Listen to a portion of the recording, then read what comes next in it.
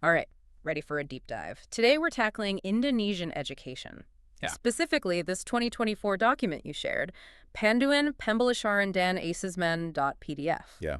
It's a mouthful, I know, It really is. but it's an exciting one. This is basically Indonesia's roadmap for how they see teaching and assessment, early childhood, primary, secondary, how it's all going to work moving forward. And you're really digging deep into this, so think of this deep dive as like your cheat sheet for understanding what's in it. Your express lane. Exactly. Yeah. So to kick things off, can you give us the basics? The basics. Okay, so this document, it's not just some random update. It's actually part of this much broader initiative, this reform movement they have going on called Curriculum Merdeka. Okay, curriculum Merdeka. Yeah, or Merdeka curriculum, you could call it that too. It basically represents this huge shift in how they're thinking about education in Indonesia, this emphasis on freedom and independence. Freedom and independence, so less about like strict rules and memorization and more about making the student an active participant. Exactly, giving students more of a voice in what they're learning and how they're learning it. And what's so fascinating about this 2024 document is that it shows how they're taking these big ideas, these ideals, and actually putting them into practice in the classroom. Because it's one thing to say like student-centered learning, but actually giving teachers the tools and the guidance to actually do that. Exactly. Exactly. It's one thing to talk the talk. It's another thing to walk the walk. Totally. And I mean, the fact that this is a revised edition of this document tells me that they're serious about getting it right. Absolutely. It shows real commitment. This isn't just like, okay, we're throwing this new system out there, good luck. They're actually reflecting, they're gathering feedback, they're refining their approach. They're in it for the long haul. Exactly. And within this, this evolving approach, there are a few key principles that they keep coming back to. Formative assessment, for example, is a big one. Okay, formative assessment. I hear that term a lot in education, but I'm not always sure I fully grasp what it means, like, practically speaking.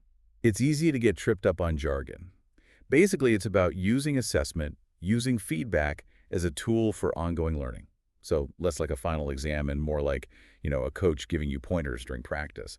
It's about figuring out what students are grasping, where they might need more support, all while it's still in progress. So it's about guidance rather than just grading, in a sense. Yep. Exactly, yeah. And this guide takes it a step further. It explicitly connects formative assessment with constructivist learning theory, which is fascinating, and this idea of understanding by design, which they call UBD. UBD. All right, you're going to have to break that one down for me. Yeah, so understanding by design in a nutshell, it flips the traditional curriculum on its head. Instead of starting with like, okay, here are the textbook chapters, and then we'll slap a test on at the end, you start by defining like what are the big enduring understandings that we want students to walk away with? What do we want them to really understand? And then you design assessments that actually measure that understanding, and then finally you plan the learning activities to get them there. So it's about giving students the tools to actually use their knowledge, not just to be able to spit back facts and figures. Precisely. And this is where it gets really interested in the Indonesian context, right? Because there's been this, a longstanding challenge in Indonesian education has been this reliance on rote memorization as the primary learning method. So this UBD approach really tries to tackle that head on by emphasizing understanding as this higher order thinking skill. It's not enough to just recall the facts. You have to be able to apply them, analyze them, critique them, really engage with the material on a deeper level. So they're really trying to address a specific need they see in their system. But how does the guide actually suggest that teachers implement this? Because I imagine trying to shift an entire system's mindset on something like this is no small feat. Right. You're absolutely right. It's a huge task. And that's what I think is so compelling about this document. It doesn't just talk the talk. It actually provides some very practical strategies, concrete examples for teachers. Like what? Well, for example, one of the ways they do this is through their approach to how they structure the learning experience itself. So instead of just thinking about grades, they break learning down into these learning phases. They range from Fondasi to F. Learning phases. Okay, so not as simple as just saying, like, you're a first grader or you're in 10th grade. Right. It's not about that anymore. It's more like you've got these different phases, and each one represents like a stage of learning progression. But here's the kicker. Students progress through these phases at their own pace. Yeah. So you could have a student who's in, say, phase C, but they might be younger than a student who's still in phase B. Yeah. Because they've demonstrated mastery of the necessary skills and knowledge to move on. So it's less about your age or even just how many years you've been in school and more about what you actually know and can do. Exactly. It's about recognizing that everyone learns differently.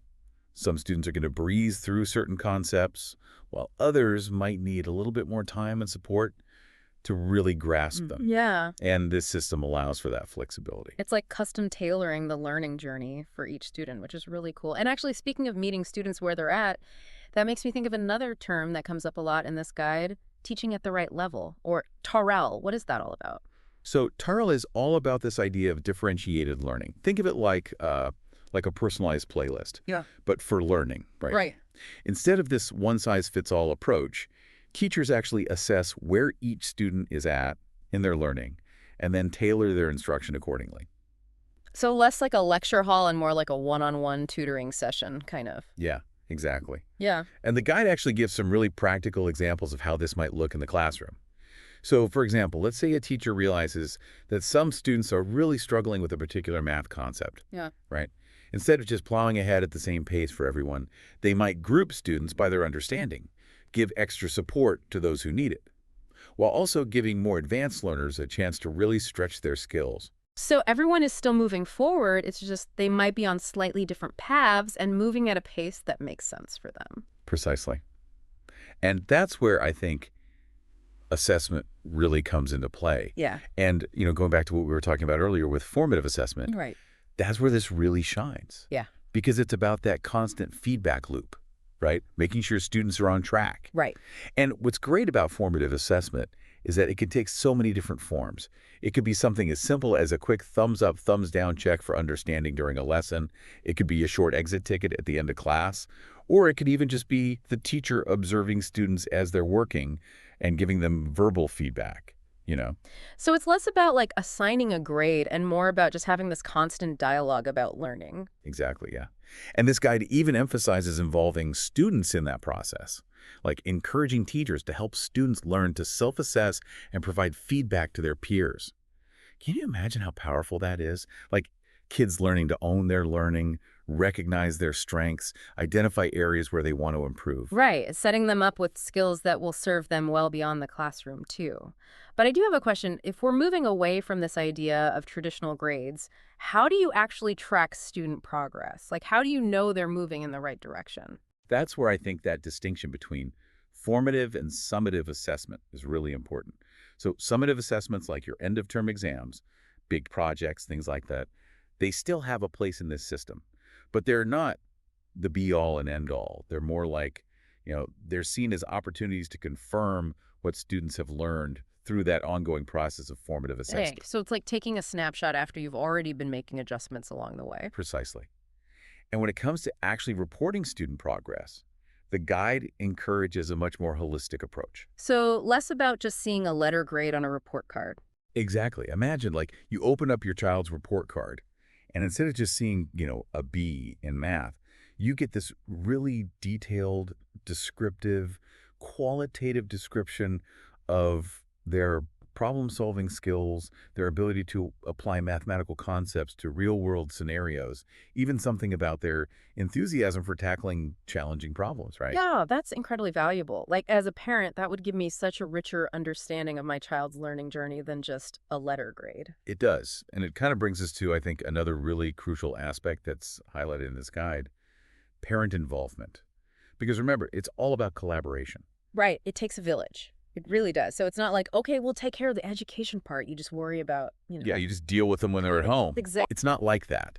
It's very much like the guide really stresses open communication, between teachers and parents, sharing those reflections on student progress, really working together to support that student's learning. Like a true partnership. Exactly. That's awesome. Wow. Well, this whole deep dive has been fascinating. We really went from like the big picture ideas behind Curriculum Merdeka to like the actual how-to, the nuts and bolts of the teaching and the assessment, and even how parents fit into all of this. Really unpacking the DNA of this educational reform. It really is. But like any good deep dive, I feel like it leaves me with even more questions. Always. That's the best kind of deep dive. Exactly. Like, for example, we've talked a lot about how Indonesia is approaching all of this, but I can't help but wonder what kind of impact could this have on a global scale? Like, could this influence education in other countries? That's a really interesting question. I mean, they're definitely pushing boundaries here. So yeah, I think their experiences could be really valuable for other countries that are maybe grappling with some of these same challenges in their own education systems. It's almost like they're kind of leading the charge toward this more student-centered, holistic approach to education. Yeah, yeah. Makes you wonder, what could the world look like if more countries embrace some of these ideas? Imagine a generation of students who aren't just equipped with knowledge, but they're also empowered to think critically, solve problems creatively, adapt to whatever challenges are thrown their way, right? I mean, that's the potential impact of these reforms, both in Indonesia and beyond, I think. Yeah, it's a powerful vision for the future of education. It really is. Yeah. And it all kind of circles back to that core idea of Merdeka, right? Freedom. Freedom for students to learn in a way that makes sense for them. Freedom for teachers to teach in a way that inspires them. And ultimately, freedom for these education systems to evolve and adapt to, the changing needs of the world. I love that. Well, I think it's safe to say that we have navigated the depths of this document and come out the other side with a much deeper understanding of education reform in Indonesia. It's been a pleasure diving in with you. And for anyone listening who's ready to keep those brainwaves buzzing, be sure to check out the show notes. We'll include a link to the full document there. Until next time, keep exploring, keep asking those questions, and we'll see you on the next deep dive.